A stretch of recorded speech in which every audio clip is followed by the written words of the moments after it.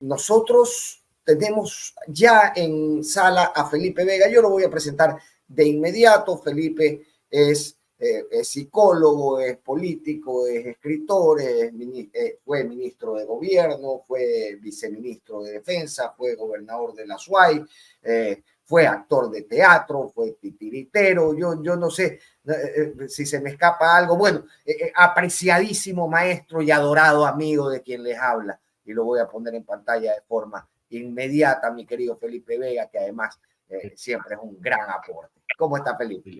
El cariño es mutuo, Fernando, es mutuo. Y sí, las cosas me faltan de hacer en la vida.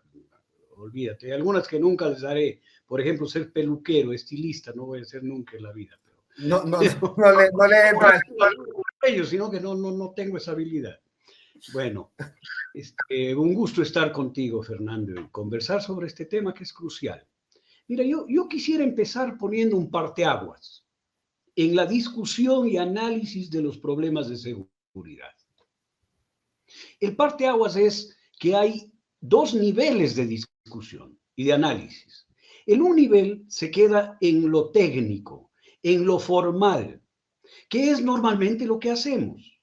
Entonces, en lo formal encontramos una colección de asuntos problemáticos, hacemos un inventario de imposibilidades, hacemos una lista, un listado de dificultades y encontramos soluciones también formales, que se quedan en lo formal.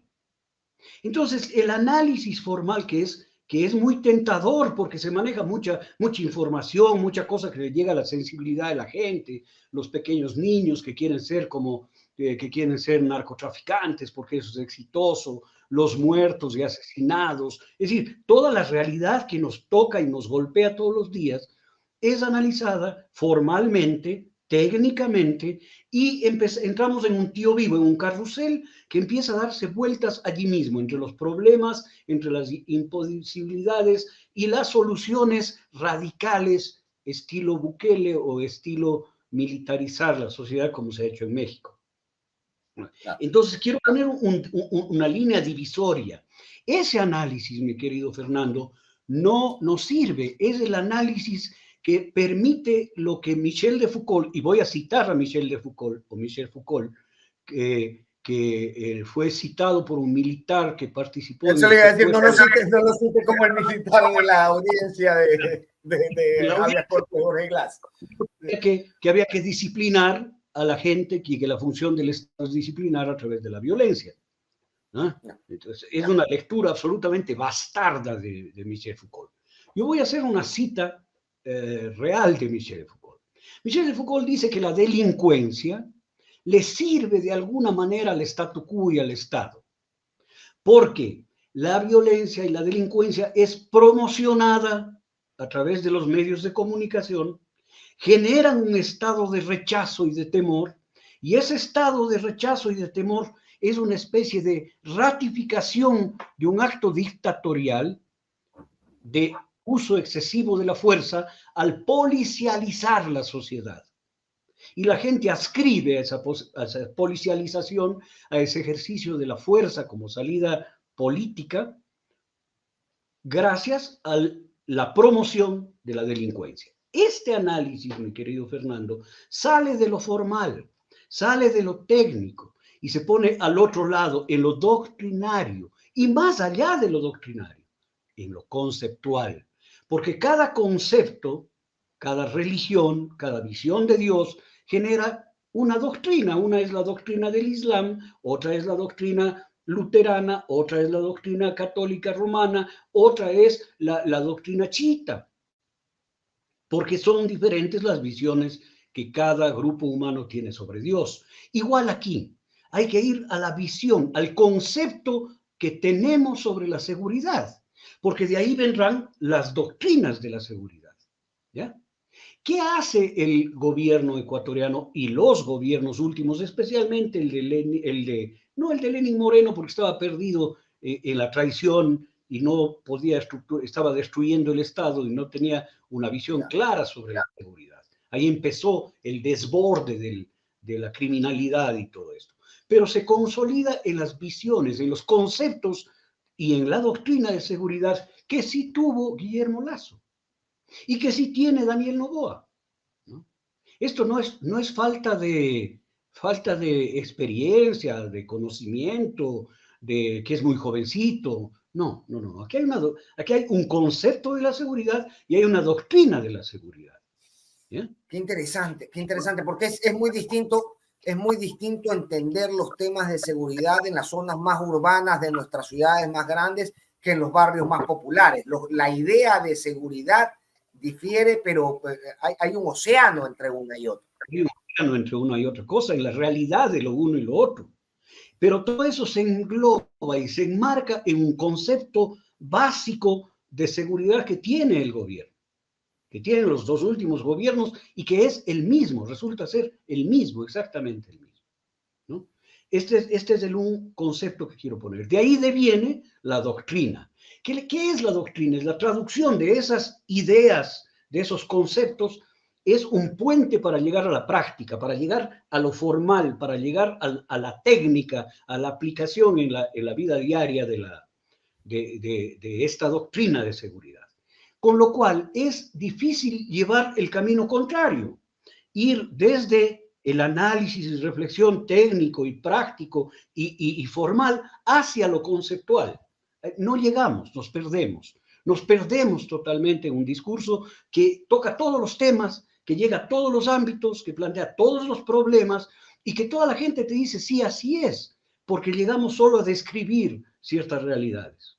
Y ratificamos el concepto hegemónico. Ahora, Porque hacemos claro, claro, pero hay algo que me preocupa de todo esto, Felipe, y es cómo el Estado puede competir contra estas lógicas que vienen impuestas, o bien de esta narcocultura, o bien de estas nociones un poco, no sé, distorsionadas del beneficio que puede traer a los barrios populares esta presencia en narcocriminal. Y a lo que voy básicamente es que yo soy un chico de un barrio popular que he visto paulatinamente que el Estado se va replegando, que va desapareciendo del espacio y paralelamente consumo una cultura que me dice que el éxito está a través de este tipo y hablo de novelas, hablo de música, hablo de estéticas, de vestimenta, de estética, de relaciones interpersonales, donde la esperanza está mucho más fácil, mucho más cercana, mucho más a la mano en los grupos criminales y que además mi expectativa de vida me lleva a lógicas como decir, yo prefiero vivir 10 años de esta forma que toda una vida en el abandono en el que se encuentra mi espacio y mi entorno. Correcto, Fernando, esa es una realidad, ese es un microanálisis, porque está analizando la realidad de un sector de jóvenes marginales en ciertos espacios territoriales de las grandes ciudades o de las ciudades que están sometidas a violencia extrema y a pérdida de los espacios de crecimiento que brinda el Estado, como la educación, como la recreación, como el deporte, etc. Yo entiendo eso y es cierto, pero eso, mi querido Fernando, es un microanálisis, no es un análisis global para entender los problemas de seguridad. Este es mi punto de vista y por eso planteo un parteaguas. Mira, y tampoco es literal y lo que la hipótesis o la premisa de la cual parte ese análisis. La premisa de la cual parte es el Estado se ha replegado. Y como no hay Estado, entonces empiezan a mirar a los narcotraficantes. Eso sucedió tal vez en la frontera colombiana con Ecuador, en la zona de 100 kilómetros en donde salió todo el Estado. Pero en el Ecuador no sucede eso. El Estado no se repliega, el Estado retira uno de sus componentes o mucho de su institucionalidad, la educación, la salud, la recreación, el deporte, el bienestar social, la protección, etcétera, etcétera. Retira eso, pero pone la parte radical del Estado, la fuerza. El Estado no se retira de ahí. El Estado cambia de signo, y esto hay que analizarlo así, ¿no? Porque ahí es en donde podemos analizar los resultados de la consulta. Si no, no podemos arribar a desentrañar qué trae la consulta y cuáles son los resultados. Mira, la hipótesis central sería que el Estado ecuatoriano, desde el señor Guillermo Lasso hasta el señor Noboa, no se ha replegado del territorio ni de la convivencia ciudadana. Ha replegado todo lo que son servicios sociales, ha replegado todo lo que es inversión pública, pero ha entrado con una fuerza apabullante con la violencia y la fuerza pública. ¿No es cierto? Entonces el Estado está presente y está más presente que nunca, pero de una forma absolutamente violenta, ¿verdad? Que está un poco sacralizada en el pensamiento humano. Ahí va un poco conversando con... Eso lo conversaba con Catherine Herrera hace un momento, ¿no? Como sociedad queremos este tipo de respuestas, invadidos de la espectacularización de la violencia, desde los productos culturales. Creemos que las cosas se resuelven con más violencia. Pero es que no es nuevo, Fernando querido. Esto desde que la sociedad es sociedad humana, la solución siempre ha sido militar. La construcción de los estados siempre ha sido militar. Así nos cuenta la historia. La independencia del Ecuador, entonces Real Audiencia de Quito, no la hicieron los próceres civiles que fueron masacrados, pues. No la hizo Morales, no la hizo Quiroga, no la hizo el Marqués de Cervalegre, no la hizo Carlos Montúfar y Larrea, no la hizo Manuela Cañizares. No, Fernando, lo hicieron los ejércitos colombianos del mariscal Antonio José de Sucre. Está en el inconsciente colectivo más profundo esta especie de imprint, esta especie de catecismo, de fe, de convicción absoluta, de que la solución la tienen las Fuerzas Armadas. Este es históricamente construido inclusive, y esto no va solo para la gente que tiene pensamiento de derecha, Fernando, inclusive la revolución soviética la hizo el pueblo armado, y la revolución cubana lo hicieron los barbones armados en la Sierra Maestra. Este es el concepto que están aprovechando, pues. No es Bukele, no es que la gente viendo la violencia quiere que haya seguridad, porque si así fuese, mi querido Fernando, la gente exigiría que la policía civil, nacional, sea la que se haga cargo de la seguridad. No, la gente quiere las Fuerzas Armadas, porque en el imaginario, en el constructo primario de la psiquis humana, está que todas las soluciones son militares.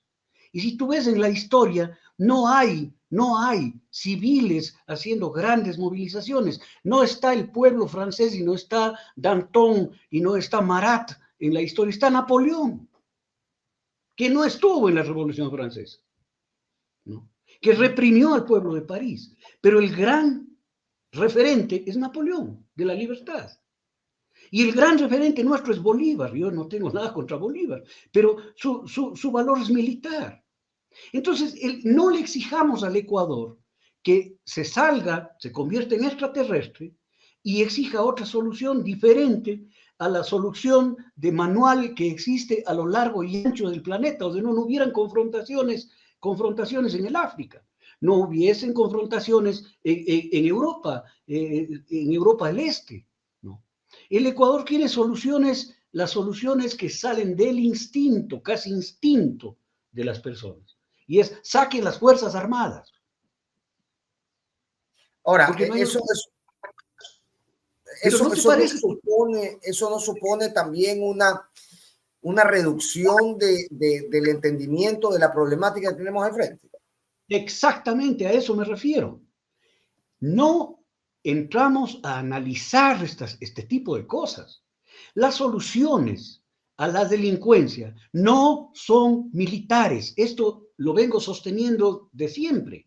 Las soluciones a la delincuencia y a los problemas de violencia son civiles, como lo demostró el obispo Desmond Tutu cuando paró el apartheid junto con Mandela y con la esposa, con Winnie Mandela, pararon en Sudáfrica esta cosa brutal y de sangre.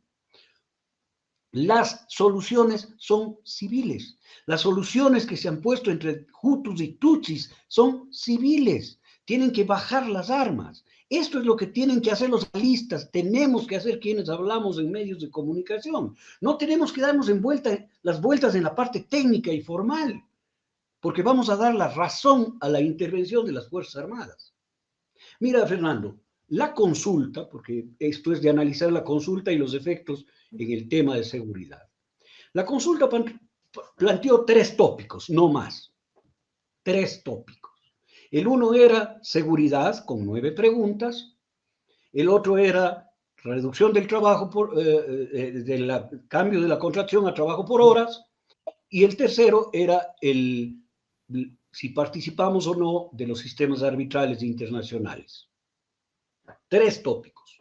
En los 2 tópicos, el Ecuador le dijo no. Y en el un tópico le dijo que sí. ¿Por qué le dijo que sí? Porque el Ecuador quiere seguridad. Y porque para todo ser humano común y corriente en este planeta, las soluciones son militares. La historia la han hecho los militares. Todo se soluciona con guerra, ¿no? Todo se soluciona con violencia y con ejercicio de la fuerza. Entonces, obviamente, el 70% iba a decir que sí, pues. Pero ¿a qué se le dijo que sí? Esta es la reflexión que hay que hacer. ¿A qué concepto se le dijo que sí? Se le dijo que sí a un concepto que dice, ¿sabes qué? El Estado, la única forma que debe estar el Estado en medio de la gente es a través de la fuerza. Y no la fuerza de la negociación, no la fuerza del respeto a derechos humanos y de la participación comunitaria, como es lo que se había desarrollado con la policía, sino a través de la fuerza militar, la fuerza de las armas. Por eso el señor Noboa declara que hay una guerra, pues, Fernando. Pero si ahí están los elementos que configuran este concepto. Para él estamos en guerra. Y en la guerra, ¿quién es el protagonista? La Fuerza Armada. La Fuerza Armada. Felipe, pero a ver, a ver, lo conversábamos también hace unos minutos con Catherine Herrera y decíamos, a ver, esta venta del bienestar militarizado es algo que la ciudadanía está muy dispuesta a comprar.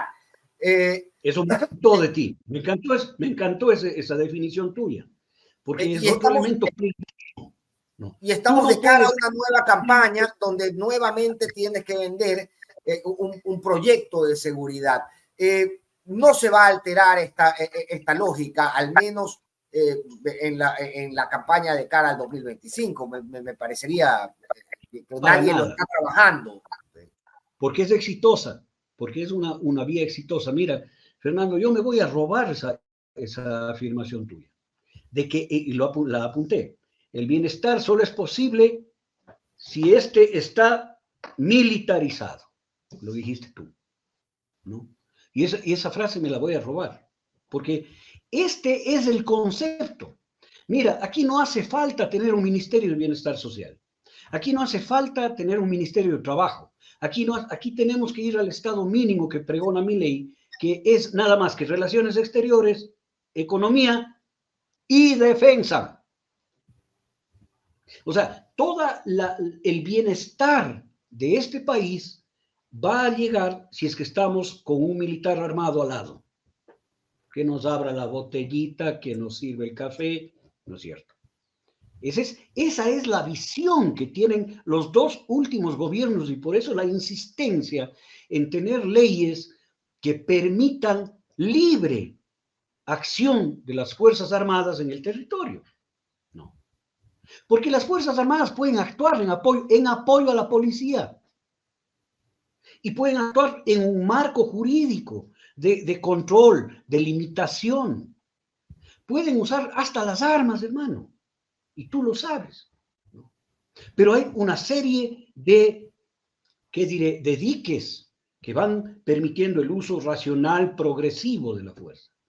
Y eso está en la ley. No hace falta ninguna consulta, y eso lo sabemos. Pero la consulta tiene otro objetivo. Tal vez ni logren las reformas las reformas ahora en esta asamblea, ¿no es cierto? Pues necesitarán 70 votos y Catherine lo explicaba, va a ser muy difícil, ¿no es cierto? Sí. Pero lo importante es que el Ecuador juró una bandera, la bandera de las soluciones militares, no policiales, de las soluciones militares. Y las soluciones militares lo único que hacen es generar guerra. Lo hemos visto en México. Andrés Manuel López Obrador ha tenido que luchar denodadamente para empezar a desmontar todo lo que armaron Vicente Fox, Felipe Calderón, al militarizar la sociedad y al militarizar todos los problemas que vivía esa sociedad, ¿no? Que se vuelve además Colombia, una economía simbiótica con el crimen organizado, ¿no? Mientras funciona, Katy, debe seguir funcionando esta otra maquinaria que genera dinero y que genera venta y comercio de armas alrededor del mundo, genera pago a personal, genera un montón de cosas en cuanto a la economía. El mexicano contemporáneo, yo acabo de ver una que se llama El Infierno, ¿no?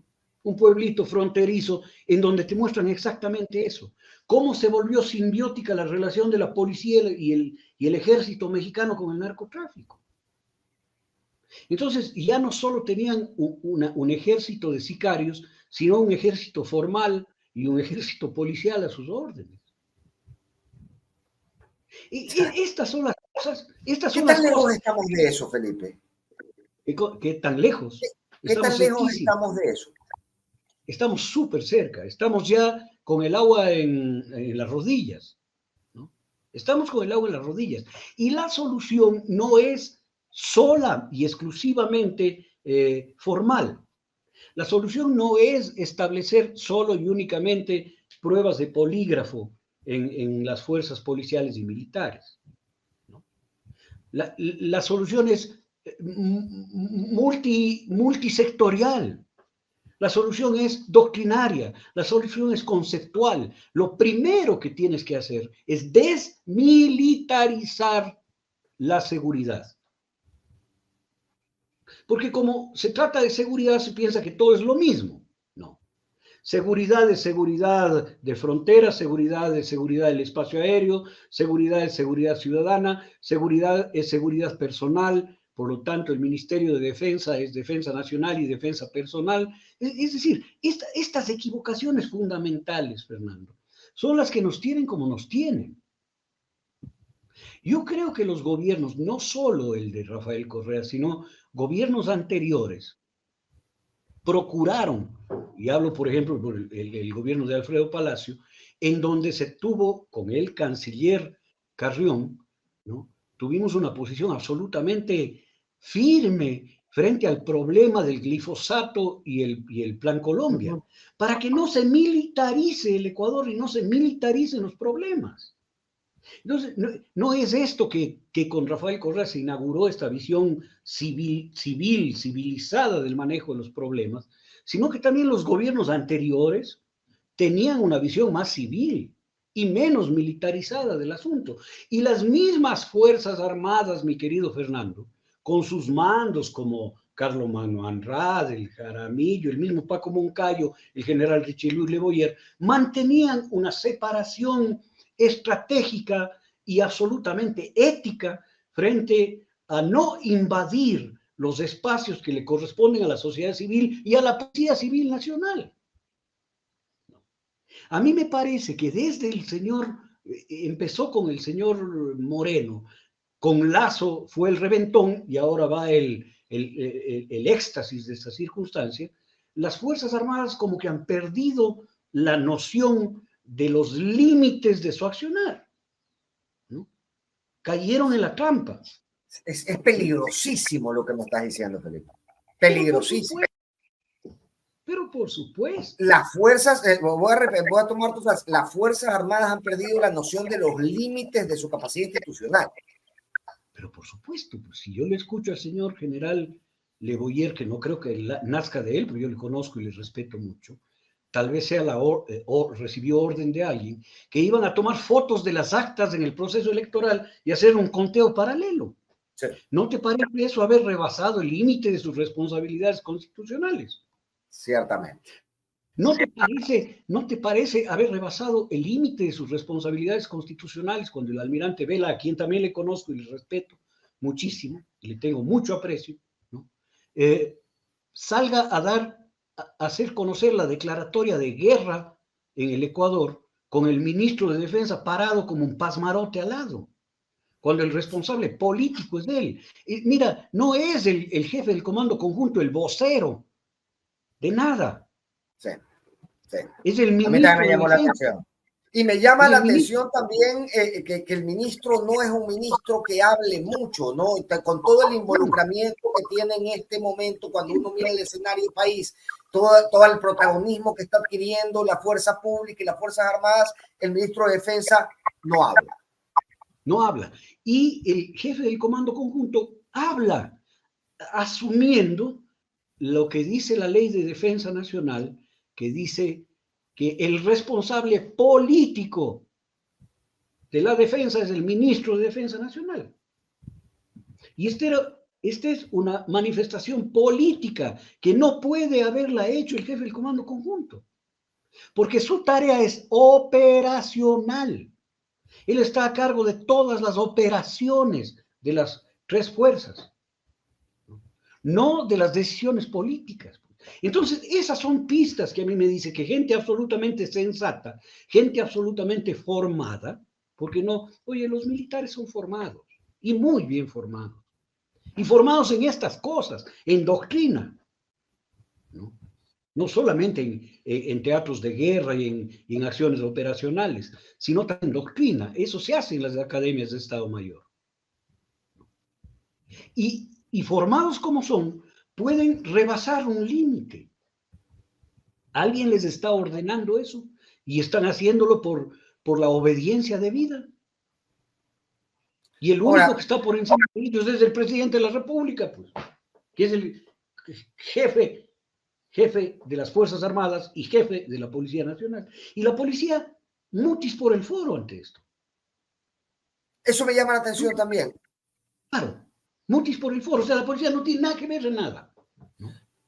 ¿Y cómo se empieza a ver? ¿Algún tipo de jerarquización debe haber para que no existan incluso en la mesa enfrentamientos entre los liderazgos de las propias fuerzas públicas? Pero esto es bien simple, Fernando. Esto es muy simple.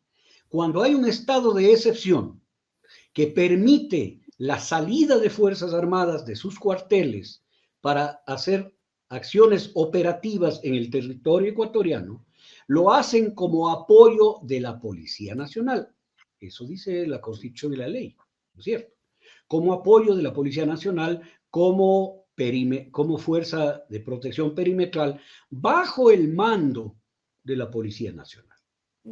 Las Fuerzas Armadas, los grupos destinados de las Fuerzas Armadas a apoyo a la policía, operan bajo el mando de la Policía Nacional, como es lógico.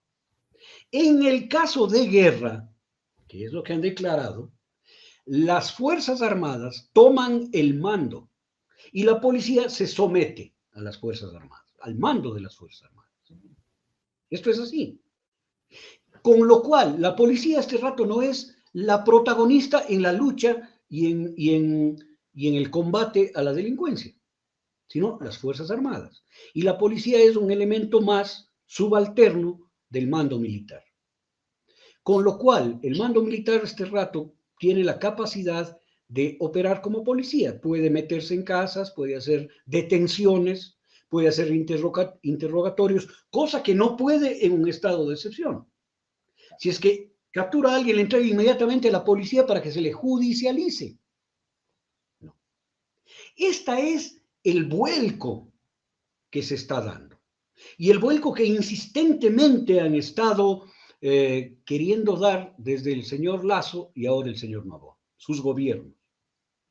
Ahora, estamos en ese tren, estamos en ese tobogán y nos vamos deslizando de largo por ahí, pero no se lo coteja con resultados, digo, para que tenga también algún tipo de apoyo ciudadano, tienes que cotejarlo con resultados. Hemos bajado a 99 muertos, no es una frase muy alentadora, que es la frase que estuvo en boca de la ministra del Interior esta última semana. Es decir, de alguna manera se tiene que medir la efectividad o no de este tipo de acciones. No importa la efectividad, mi querido Fernando. Lo que importa es el control. Es el control. Yo quisiera ver si ahora la CONAIE puede hacer una movilización en contra del gobierno del presidente Noboa. Si es que se pueden oponer a la entrada de una minera en algún lugar, como en Palo Quemado. Esto es un tema de control de la población, como muy bien lo dice Michel de Foucault. Militarización. Ahí. Te decía que el problema es un problema de control. Yo no veo la posibilidad de la CONAIE haciendo un levantamiento indígena, porque este rato hay control absoluto de las Fuerzas Armadas, no de la policía, de las Fuerzas Armadas, más la policía. O sea, 40.000 efectivos de Fuerzas Armadas más 60.000 de policía. Son 100.000 efectivos armados para controlar a la población. No para luchar contra el crimen. Mira, si fuera así, ya supiéramos quién era el dueño de las 22 toneladas de cocaína que encontraron en la provincia de Los Ríos. Y ya hubieran 100 presos. Pues. Y no hay nada, cero. Solo hay un señor de botas de caucho. No importa eso. El más descalzo, me decías en la última entrevista que tuvimos. O sea, esta es la verdad de las cosas. No interesa la lucha contra la delincuencia. No interesa.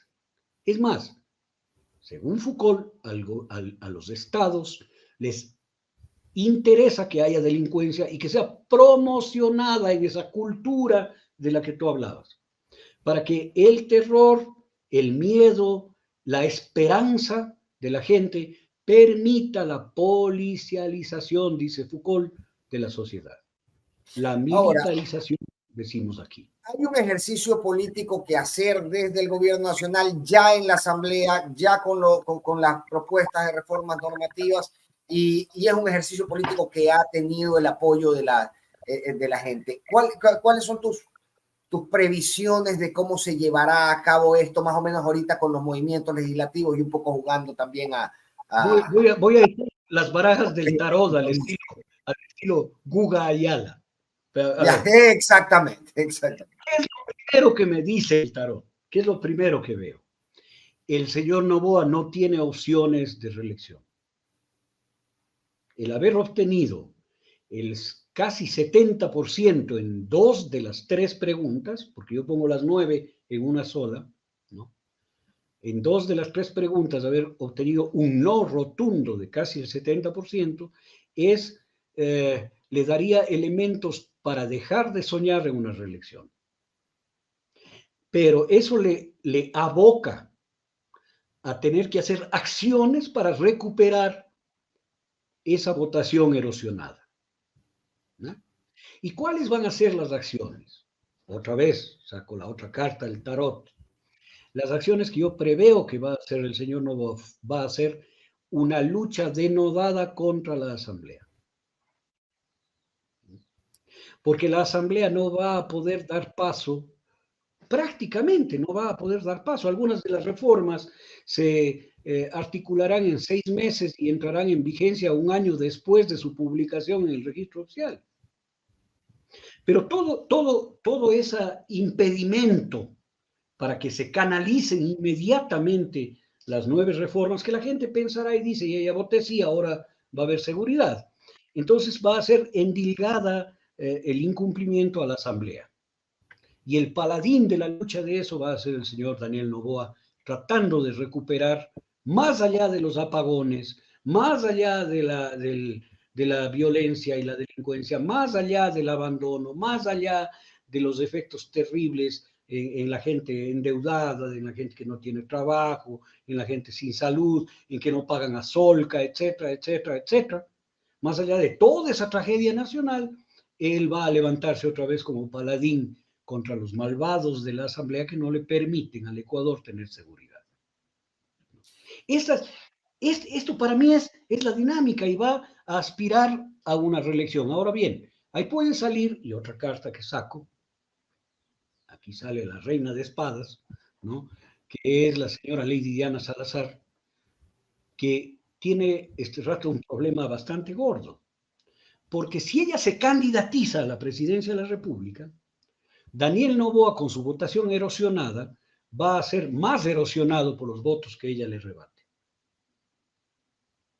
Y al mismo tiempo, útil este momento, porque ella mete preso a quien él lo diga, ¿no es cierto? Y lo que sucede es que si es que ella se candidatiza, está acabando su tumba, porque el señor Daniel Noboa va a mover los votos de la Asamblea para que le destituyan a la señora Para Salazar. su juicio político. Político. Y va a endilgar ese daño y rogado a los amantes de la figura de la señora Lady Diana a la Asamblea. Con lo cual, No recuerdo también... con qué invitado, no recuerdo con qué invitado especulaba esta semana y me decía, anda a ver si el tema de construye no tiene que ver justamente con una seducción que esta agrupación política le hubiera estado haciendo a Salazar para que fuera su candidato. Pero por supuesto, mira, las reacciones del señor Daniel Noboa son desproporcionadas. Bueno, eso ya lo analicé en algún otro medio, pero son desproporcionadas. Que haya tomado preso al hijo de la vicepresidenta y lo haya puesto en la roca, es una medida desproporcionada. El haberse Lo metido decíamos a la con Jacobo García. O por la razón o por la rabieta. por la rabieta, pero es absolutamente desproporcionada y es pensable que la señora Lady Diana Salazar, si es que da un paso fuera del guión del señor Daniel Noboa, se va a cumplir lo que él mismo vaticinaba, que es un enemigo terrible, y va a haber una reacción desproporcionada. Y capaz que ¿Cuánto la vende primera... hoy esto, no? Declararse el más bravo, el enemigo más temible, el peor de los enemigos. Pero a mí a mí lo que me preocupa es que hay una sociedad que compra este tipo Pero es que, declaración. querido, hemos puesto como premisa esa vocación guerrerista del ser humano, que sentimos todos que la solución viene por la fuerza, y entonces nuestros héroes, todos nuestros héroes son brutalmente violentos, y todos nuestros héroes son brutalmente crueles, y todos nuestros héroes son terribles. El divino Aquiles, héroe de la mitología griega, era un criminal desalmado que paseó el cadáver del príncipe troyano, paseó 3 días arrastrándolo en su carro. Pero todos admiramos el valor y el coraje de él. Mira, eso vende. Yo le daré un mérito al señor Noboa, que tal vez no es de él, sino es un mérito haber tenido asesorías absolutamente eficientes, que tal vez se pagan con mucho dinero, ¿no? Y esto le estarán asesorando. Él por sí propio no logrará estructurar este tipo de cosas, ¿no? Pero yo creo que sus asesorías sí lo están haciendo. Ellos habrán medido los efectos de cometer un delito, 2 delitos internacionales, al meterse a la fiscalía, perdón, al meterse con orden de la fiscalía a la embajada de los Estados Unidos mexicanos y el secuestrar a un asilado diplomático. Habrán medido los efectos, los pros y los contras, los a favor y los contras, los costos y los beneficios. Y yo sí creo Y esa asesoría es lo que lo lleva a este cambio de personalidad. Es decir, queda poco de este Daniel Noboa centrado, que básicamente apostaba a ese 40% que no está en los extremos y que sigue esperando salir de esta dicotomía permanente. Hoy por hoy, y a partir de la consulta, me parece que se adhiere mucho más a solidificar el voto del extremo anticorreísta que cualquier similitud con aquello que nos presentó en un inicio y que a la postre terminó por ponerlo de presidente de la República de entre todas las opciones que había. las dos, Polito, las dos. La primera imagen de Daniel Noboa fue construida, ese Daniel Noboa que no entra en conflictos, ese Daniel Noboa que tenía soluciones disparatadas, falsas, con datos falsos, pero tenía soluciones, ese Daniel Noboa que se oponía al trabajo por hora, ese Daniel Noboa que prometía que no iban a haber costes eléctricos, etcétera, etcétera, ¿no? Esa era una construcción que hizo el mismo equipo. Y después le hicieron otra construcción. Y para el 25 le van a hacer otra construcción. Una Pero ya no construcción se que puede vaya... volver. Es decir, ya ese electorado más centrado se le puede ir escapando. Es difícil dar retro en esa Por eso, transformación. por eso yo te digo que Daniel Noboa ha ido perdiendo las opciones de elección. Así como está, en el 25 no gana. Perdóname, no entra a segunda vuelta. Y esto le pondrá muy alegres a otras figuras como Jan Top y todos ellos que tratarán de captar la votación de la derecha, ¿no? Y que podrían ahora ver que sin Daniel Noboa punteando las preferencias, ellos tendrían alguna opción. Pero bueno, van a intentar una nueva construcción de otro Daniel Noboa electoral. Aquí tenía que aprovechar y cumplir con ciertas obligaciones asumidas por él mismo y por su antecesor, ¿no? Como subir el 15% del IVA, como la contratación por horas que seguirá insistiendo, como la privatización del Instituto Ecuatoriano de Seguridad Social que seguirá insistiendo, como el alza a precios internacionales de los combustibles, como una serie de medidas que tienen pactadas con el Fondo Monetario. Para eso es necesario militarizar la sociedad. Pero todo esto, de todo esto que acabas de mencionar, tal vez únicamente la militarización podría tener algo de popularidad, quiero decir, frente al electorado. ¿Cómo pero construir esta nueva personalidad? Porque al final él quiere la reelección, la busca y creo que se dirige hacia ella en la construcción de su propio gobierno. Y puede ser que con un manejo adecuado de la imagen y del marketing político y tal, entre a pelearla, ¿no es cierto? A no ser que suceda lo que sucedió con la pregunta, con la DIE de la consulta, en donde hubo una convergencia de todos los sectores políticos progresistas y una convergencia de los movimientos sociales, y sin haberse puesto de acuerdo, todos dijeron, voten no en esas, ¿no? Y el Ecuador dijo, sí, aquí hay mucha razón y votó no. ¿Ya? Pero y eso abre la puerta a un escenario de acuerdos mínimos también en los sectores progresistas. Debería abrir el escenario de alcanzar acuerdos mínimos, y los acuerdos mínimos no es yo voy de candidato y tú vas de candidata, no. Los acuerdos mínimos son ¿qué vamos a hacer en el tema de seguridad en el Ecuador? Y el acuerdo mínimo puede ser que cualquiera de los progresistas que llegue a ser presidente va a tener el mismo equipo para manejar el tema de seguridad. Y van a decir, fulano, sutano y perencejo van a ser los ministros de cualquiera de nosotros que sea presidente. Pero mira, los acuerdos no se van a dar porque son irreconciliables algunos. Yo no veo al movimiento indígena tomándose de la mano de la Revolución Ciudadana. Pero sí a mí me cuesta, se ha vendido mucho durante este fin de semana, pero a mí me cuesta imaginarlo, te cuento. No, es inimaginable, no hay cómo imaginarse. No es cierto. Esa es una quimera. Pero tú puedes lograr acuerdos en otros ámbitos, ¿no es cierto? El candidato o la candidata del movimiento Pachacuti se compromete a tener en estas áreas, estas políticas, que son las mismas áreas y políticas que se compromete la Revolución Ciudadana, que son las mismas áreas y políticas que se compromete Carlos Rabascal, que son las mismas áreas y políticas que se compromete Pedro Granja y otros más. ¿Cuáles son esos temas? Seguridad, Instituto Ecuatoriano de Seguridad Social, derechos laborales, vialidad, gobiernos locales. Ya están 5. Relaciones internacionales, 6 áreas, ¿no? 6 áreas. Y esas van a ser manejadas en cualquier caso. En cualquier caso, o sea, esta tiene que ser una elección, mi querido Fernando, en donde se elijan a los ministros, no a los presidentes. Mira lo que te estoy diciendo.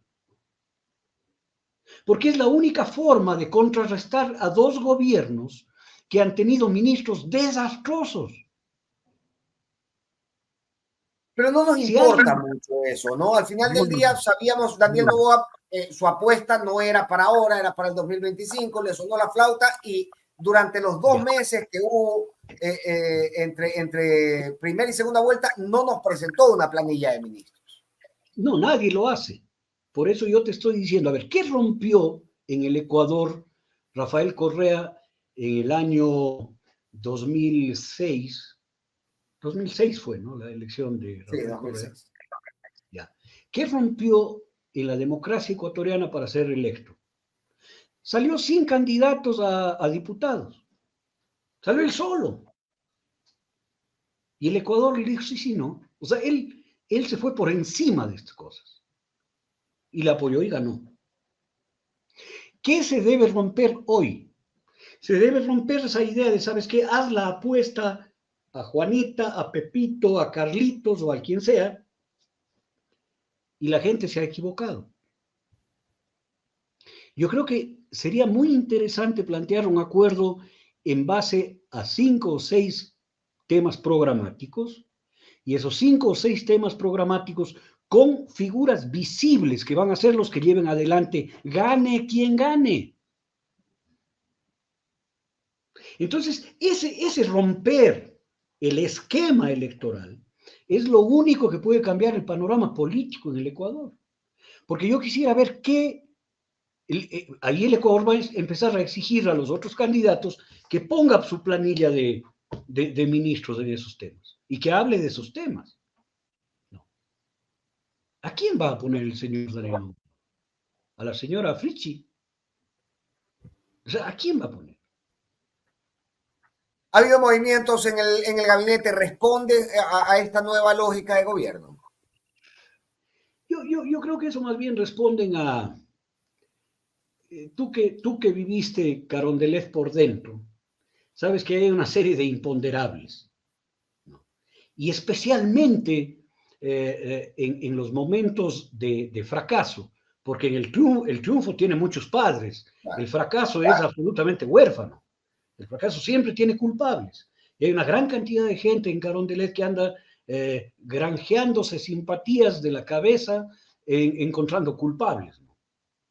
Y yo creo que es una cosa más bien de los comensales de Palacio que de un tema pensado, político, ¿no? En donde se tiran contra el ministro de Educación. ¿Qué tiene que ver el ministro de Educación en esto? No Nada. sé si hay algo que no conocemos en cuanto a la programación de regreso a clases en la costa. Sí.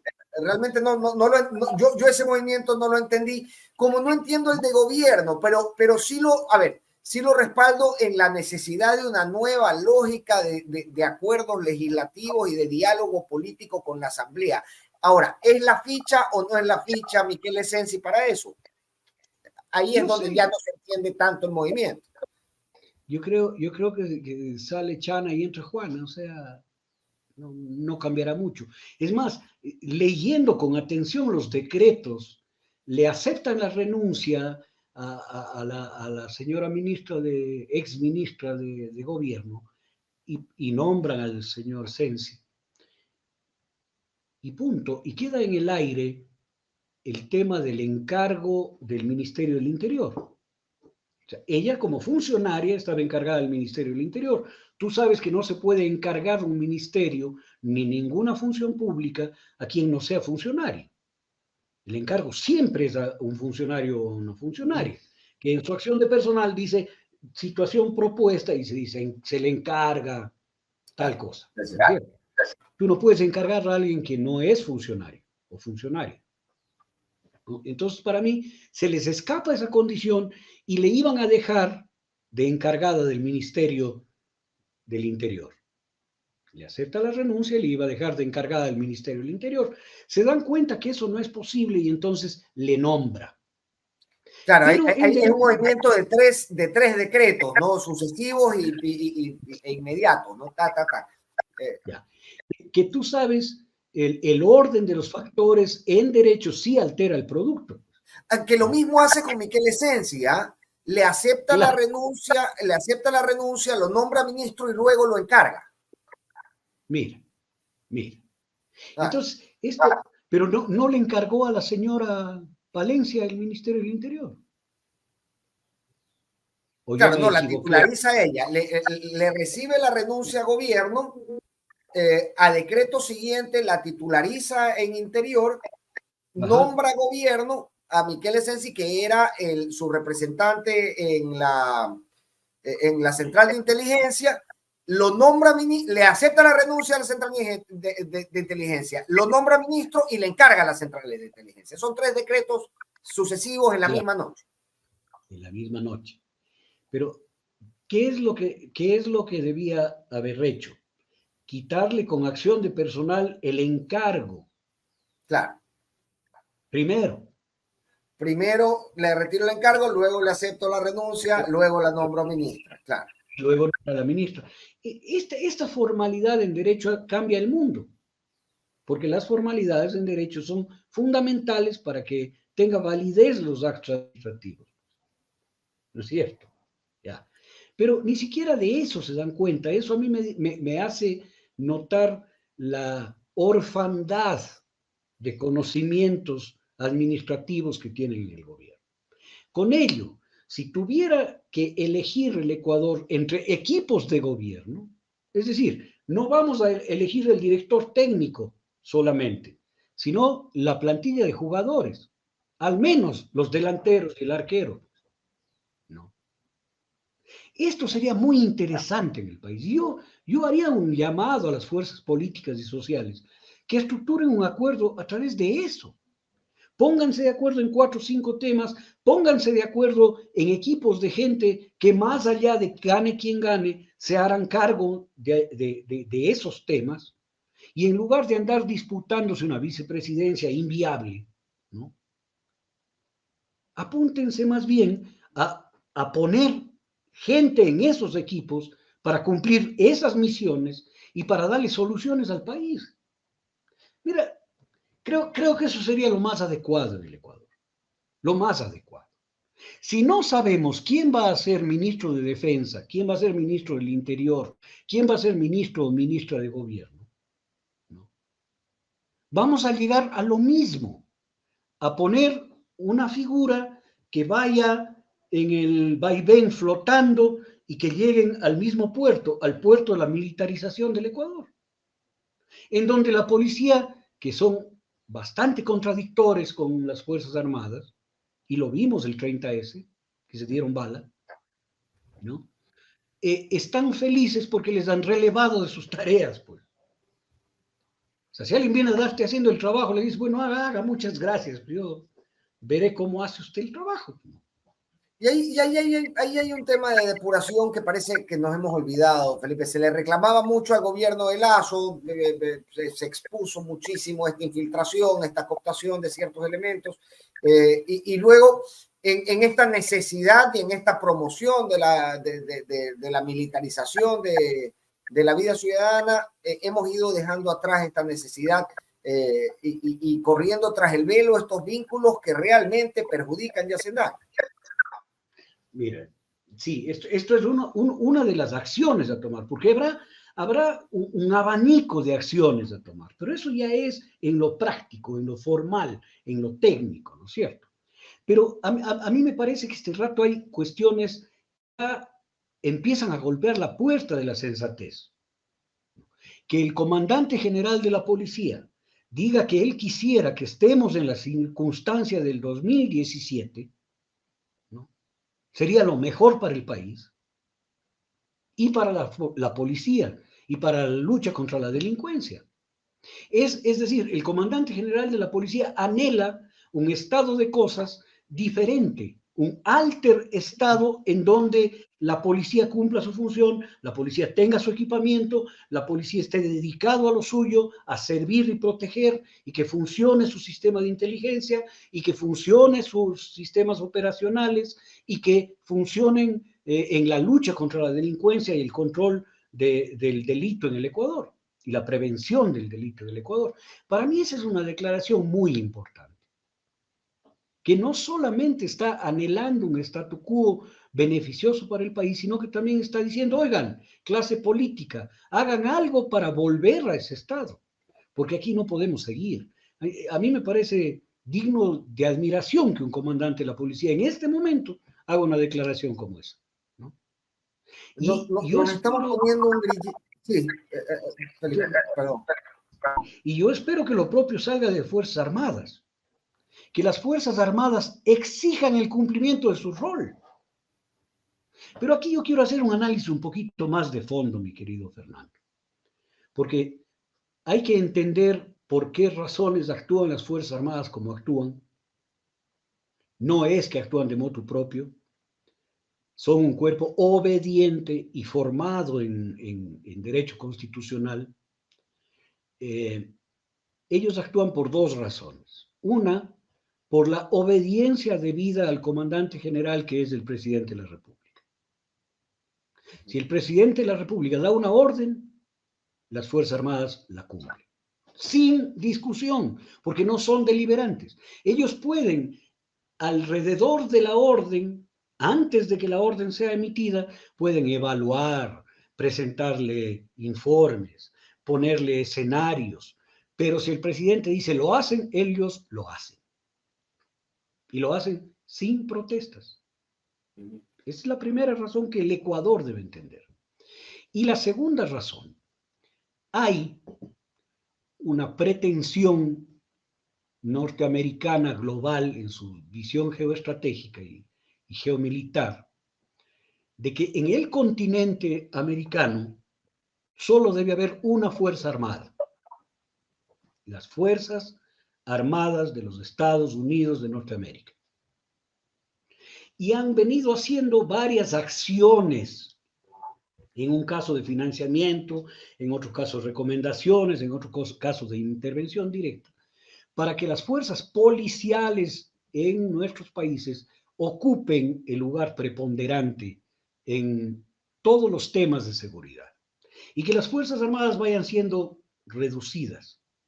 Esta es una política que es fácil de leer en las doctrinas de los Estados Unidos. ¿No? Un solo ejército continental y llegar a expresiones muy pequeñas o expresiones sometidas de las Fuerzas Armadas. Entonces, nuestras Fuerzas Armadas, que tienen otro génesis, que nacen de la independencia, que son patrióticas, que han hecho lo que han hecho en sus dictaduras, que han sido bastante diferentes, ¿no? Ellos también estarán queriendo sobrevivir en esto. Y sobrevivir en esto es asumir nuevos roles. Por eso están como están. Oye, estas cosas hay que entenderlas. Esto no libera de responsabilidad a nadie, pero hay que entender porque no es un grupo de malvados conspirando contra nadie. Es un grupo de oficiales formados y muy bien formados, encontrando salidas a problemas múltiples, multiformes, entre ellos la misma posibilidad de su desaparición, porque no tienen equipamiento, porque no tienen misiones claras, porque no tienen un enemigo externo, por una serie de cuestiones que están analizadas por ellos mismos. Entonces, asumir nuevos roles es lo que necesitan las Fuerzas Armadas. Y se casa, ensambla con esta otra idea de militarizar el país. Pero esto trae fracturas dentro de Fuerzas Armadas. Y eso es muy grave.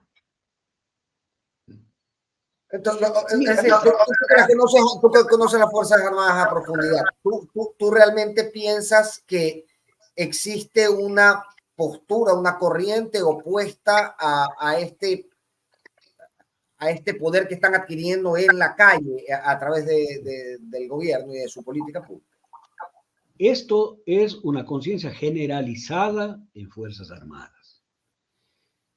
Todo oficial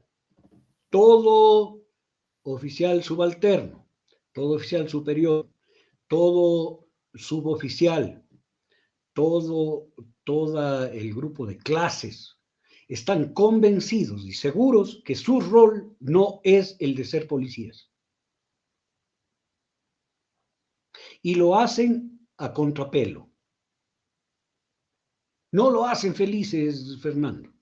Esto no es que haya una corriente interna, es que como si pusieras a todas las monjitas de la religión católica a bailar en bingos. Todas se van a oponer a aquello. Porque ellas entraron a ser monjas para otra cosa. para rezar, para adorar a Dios, para hacer trabajo social, para hacer dulces, qué sé yo. No. Los militares entraron a las Fuerzas Armadas con un objetivo, la defensa nacional. Y cuando a ellos les sacas de la defensa nacional y les pones a hacer el rol de guardianes de delincuentes en cárceles, y les pones convertidos en policías de barrio y ya mismo a dirigir el tránsito, por supuesto que se resienten porque no quieren hacer eso, no están para eso, no es su vocación, no es su objetivo, no es la razón de su existencia. Entonces, este es el dilema que yo creo que están viviendo las Fuerzas Armadas. El hacer un rol que no les corresponde, que no les gusta hacer, que no quieren hacer. Tienen una policía militar para otros objetivos. Es una especie de aparato de asuntos internos. ¿Ya? No es una policía para capturar delincuentes en la calle. No está actuando la policía militar en esto. Están actuando las tropas del batallón de infantería Santiago número 22. Esto es lo que está pasando. Y ellos no están para ir a controlar la delincuencia en la playita, ellos están para enfrentar una agresión externa en la frontera, pues. Esto es lo primero. Y esto les pone en una situación de incomodidad. ¿Por qué lo hacen? Por la obediencia debida. Y porque puede ser un recurso para ir encontrando nuevas tareas y nuevas misiones que les permitan sostenerse como institución, pues, Fernando. Esto significa, este es el análisis que hay que hacer, análisis conceptual. Porque en el análisis formal vamos a llegar a analizar cómo los militares le hicieron que se raspe el tatuaje con una piedra. Entonces convertimos a todos los militares en violadores de derechos humanos. No. Y llegamos a errores fundamentales, a errores básicos. ¿No? Pero yo sí pediría un poco más de análisis conceptual en este momento, porque eso nos permite discriminar entre lo que está pasando. Y está la discusión política para análisis conceptuales hoy. ¡Ay, hermano! Grave, grave circunstancia en la que me pones. No está. La discusión política también está en los análisis formales. En los análisis formales y tecnocráticos de las cosas. Que si es que hay que hacer así, que la representación, que el uno, que el otro, que sí, que si es candidato, que no es candidato, que si me vio, que no me gusta, que no me acuerdo. Oye, están haciendo una colección de problemas, una colección de dificultades, un inventario de enredos, pero no llegan a lo básico. Lo básico sería entender cuáles son los movimientos de la democracia en el Ecuador hoy. Mira, hay que oírle más a García Linera. Sí, siempre hay que oír a García Linera, siempre. Él hace análisis exactamente conceptuales, ¿no? Sí. Pero resulta que lamentablemente en Bolivia también están en los análisis formales, en que sí, Arias Catacora sí, o Evo Morales no, en esa cosa y se desgastan, ¿no? Y el país mira por otro lado. Y viene algún pastor de ovejas avesado y se va llevando a todos los borreguitos, ¿no? Mientras los otros pastores están dándose de garrotazos. Esto es, a mí me encantaría encontrar a los movimientos sociales y a los partidos progresistas, a las representaciones democráticas progresistas del Ecuador, encontrando convergencias como lo hicieron en la consulta popular sin hablar, ¿no? En lugar de que el primer acto de campaña del señor Pedro Granja sea salir a ubicarse en el clivaje, como dicen los politólogos, en el clivaje correísmo-anticorreísmo, ¿no? Y él, por supuesto, ubicó en el anticorreísmo. Vamos a derrotarles. Oye, y el único derrotado ahí fue él. Cuando él podía yo estuve con Pedro al día siguiente o un par de días después de las declaraciones estas, pusimos el video y lo analizamos. Y lo que él, y de hecho me parece ya bueno, luego de este análisis me pareció a mí también esto. Lo que él dice es que él se refería en las internas, ¿no? Que él proponía unas internas de la tendencia y que él se refería a derrotar a todos los otros candidatos de las internas. Mira, hermano, supongamos que haya sido así. Primaria. Esas justificaciones de detalle no sirven en la política. Pedro Granja tiene que darse cuenta de eso. Y otro que se cavó la tumba de una forma bestial fue Carlos Rabascal. Al salir a decir que la señora fiscal es una señora valiente, ¿no? Ya, tratando de transmitir una asepsia frente a la política. No se transmite así la asepsia, no hay cómo ser aséptico en la política. Lo que hay que hacer es lograr otro tipo de convergencias. El Ecuador demanda otro tipo de convergencias hoy. Mira, Fernando, vivimos una situación tan brutal en el mundo que Pedro Sánchez hoy debe aclarar si dimite o no. ¿Ya? Y me parece dramático lo que sucede en España. Que se haya generado una pseudo organismo de control desde la sociedad que se llama Manos Limpias, que es un sindicato Manos Limpias, que es un aparato de acusación inmisericordia, ¿no?, contra la gente progresista y la gente que sale del guión de la ultraderecha, ¿no?, y que eso tenga asidero inmediato en el sistema de justicia. ¿Ya?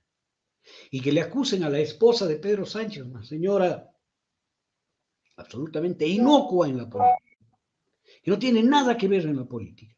Y esto le ha afectado humanamente a Pedro Sánchez, a mí me afectaría, a ti te afectaría, a cualquier persona le afectaría, que piensa en separarse de esta cloaca miserable en la que han convertido la política. Y esto ya lo vivió Pablo Iglesias, que decir Pablo Iglesias es inteligencia mundial, decir ladrón, sinvergüenza, empleado de Chávez, o sea, todo lo que ha construido este sindicato Manos Limpias, porque él se cansó de que le acosen hasta sus hijos lactantes, pues, ¿no? de que le embarren con juicios a él, a su esposa, a sus amigos, a sus compañeros.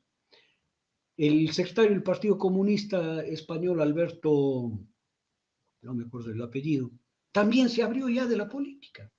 Es decir, estamos en una realidad en la cual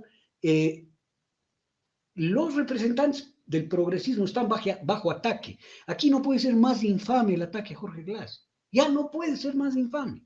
No. Es una infamia brutal. El ataque a Rafael Correa no puede ser más infame. TC Televisión poniendo, sobreimprimiendo La foto de Colón Pico. En la foto de Colón Pico, un afiche de Rafael Correa. Vamos. Este nivel de infamia es el que está en la política. No podemos entrar en ese juego, mi querido Fernando, ni del un lado ni del otro.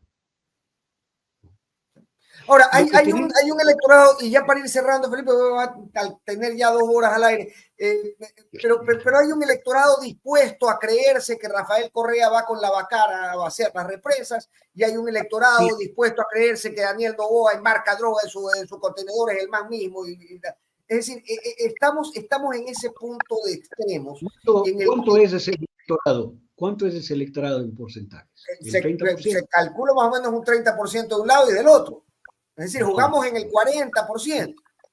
No, yo te voy a decir que es menos. Analiza tú la pregunta que obtuvo menos sí en la consulta, que sería el límite de las personas que estaban a favor completamente de Daniel Noboa. 25%. ¿Y cuál es el porcentaje del que obtuvo menos no en la consulta? Un 25%. De ese 25%, ¿cuáles son los extremos odiadores que están en este clivaje correísmo, anticorreísmo a muerte? El 15% de cada lado. 15%. Es decir, un 30% del Ecuador está en esa dinámica. Porque el 70%, mi querido Fernando, le dijo no en las 2 preguntas. Es decir, es un electorado que pudo mirar un poco más, dijo no y dijo sí. No. ¿Ya? Entonces, el 30% del Ecuador está en ese clivaje. 15 al un lado y 15 al otro. De los votantes. Que los votantes no son la población. Los votantes son una parte de la población. O sea que de la población total del Ecuador, un 8%, un 5% está al un lado y un 5% está al otro. Y el 95% está en la mitad mirando esto y queriendo que se acabe, Fernando. Entonces, salir de este clivaje, que me gusta la palabra clivaje, ¿no? A mí me gusta, pero obviamente es bastante nueva para mí. Yo tengo mucho tiempo consumiendo política y recién en los últimos años ha aparecido. Pero yo la uso porque me da un aire de intelectual y académico que me gusta. Entonces, en este clivaje hay 1 de cada 10. 1 de cada 10 personas en el Ecuador. Y por ese 1 de cada 10 confrontación que tiene como resultado la militarización y la violentización del Ecuador. No, hay que salir de eso. Eso no significa decir Correa no vale. No, no, no. Perdóname, Correa vale. Es históricamente el mejor presidente que tiene el Ecuador. Es cuestión de analizar nomás y de discutir. El que hay más años ocupado el cargo, además, que tiene un valor histórico siempre para quienes nos gusta la historia. Que ha hecho transformaciones importantísimas en el Ecuador, pero bueno, no se trata de descalificarlo, no se trata de esconderlo bajo tierra, no, se trata de que todas las fuerzas progresistas del Ecuador encuentren una tercera vía, y la tercera vía para mí es el acuerdo programático en 5 o 6 temas, en donde cada quien candidatice a quien le dé la gana. Pero que hayan varios acuerdos. Primero, el que llegue a la segunda vuelta de esos candidatos va a tener el apoyo de los otros. Número 1. Número 2, los equipos en esos 5 temas están preestablecidos y se cumplen y ellos son los que van a administrar esas carteras de Estado. Y ahí estarán de todo lado. Estarán no sé, ¿Qué importante sería tener en el tema de lucha contra la delincuencia y el narcotráfico a Pedro Granja? Gane quien gane, mi querido Fernando. Mira, hasta en seguridad. Yo no me haría el loco de tenerle a Jan Topic en alguna tarea. Yo no me haría. Él se ofreció, se ofreció y luego le dijo no anda y gana una elección, ¿no? Está entendiendo más. Él está entendiendo, no quiero hacer propaganda. Está entendiendo no, pero yo más creo que está entendiendo el juego. Yo estoy de acuerdo con que está entendiendo el juego mejor que muchos otros actores. Por supuesto. Mira, aquí, por ejemplo, si a mí me preguntaría el nombre de un fiscal, a mí me parecería que el doctor Tandazo podría ser. Pero capaz que él tiene aspiraciones presidenciales. No sé. ¿Cómo se ubicaría? ¿En qué lado se ubicaría? No hay que entrar a hablar de los candidatos, Fernando. Que cada quien ponga el que crea. Que vaya Pedro Granja, que vaya Carlos Rabascal, que vaya Cristina Reyes, que vayan todos. Que vaya Llanto, que todos vayan. Pero que haya un acuerdo programático. Que quien llega a la segunda vuelta tiene el apoyo de todos ellos. Porque no se va a colar por la tranquera el hijo de otro rico, si no es Daniel Noboa. Que le va a poner su papá 20 o 30 millones de dólares para que gane la presidencia, pues. Y estas son las cosas se relanzaba, creo, con presencia de Guillermo Lazo durante el fin de semana, bajo la consigna de seguir luchando. Mira tú, mira. O sea, van a entrar al juego una gran cantidad de gente que se va a poner al margen del clivaje, ¿no? Sí. Y van a entrar.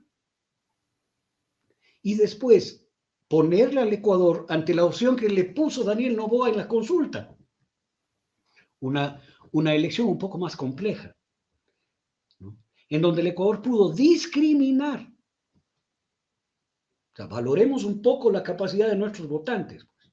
Hagámosle escoger entre equipos de gobierno, no entre candidatos a presidencia. Claro.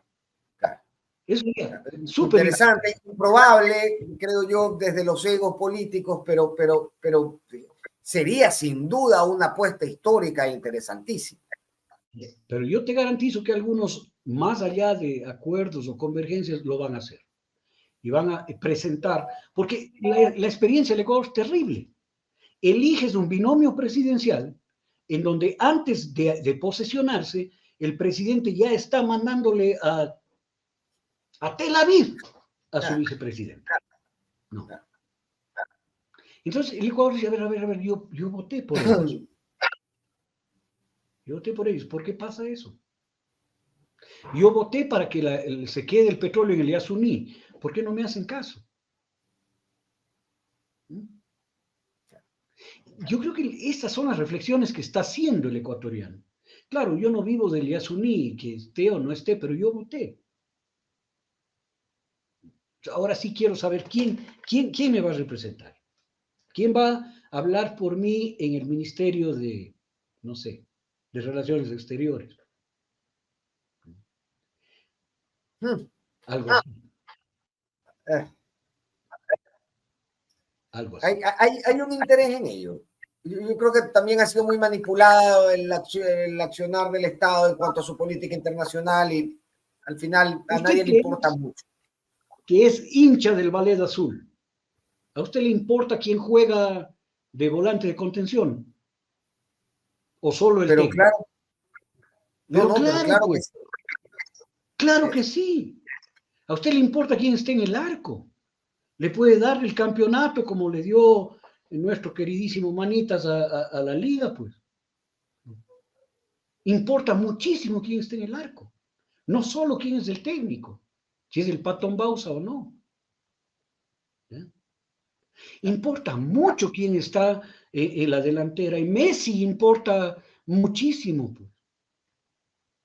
Entonces, al Ecuador también debería importarle, y hay cómo hacer que le importe, quién va a ser su equipo, pues.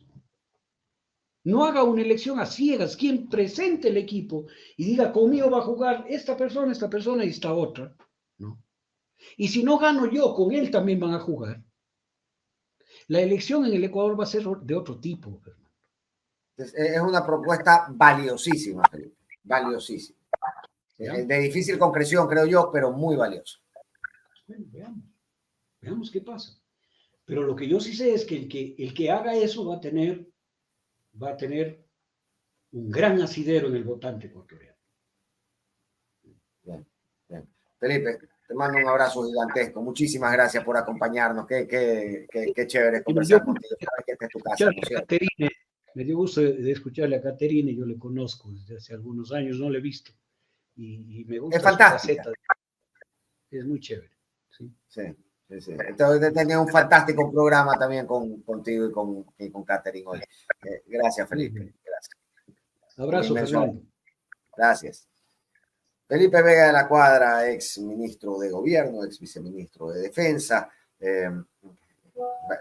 político de muy larga experiencia, que nos decía, mira, más allá de las visiones de seguridad, los convocábamos para hablar de las perspectivas de seguridad y de construcción de una política pública de seguridad a partir de los resultados de la consulta, pero hemos hablado de muchísimas más cosas, y entre ellas una propuesta que es para destacar, y que decía, vean, los miembros de la tendencia progresista deberían empezar a diseñar equipos especializados en cada una de las áreas que podrían participar del gobierno indistintamente de cuál de los candidatos de la línea progresista gane. Es decir, gane Granja, gane Isa, gane Rabascal, gane Luisa, gane Arauz, gane quien sea que se proponga. Tandazo. Decir, ok, listo, aquí hay profesionales en el país de línea política, de una línea política que más o menos se ajusta a las visiones de estas agrupaciones políticas, que pueden ser un tremendo aporte indistintamente de quién sea quien presida el gobierno.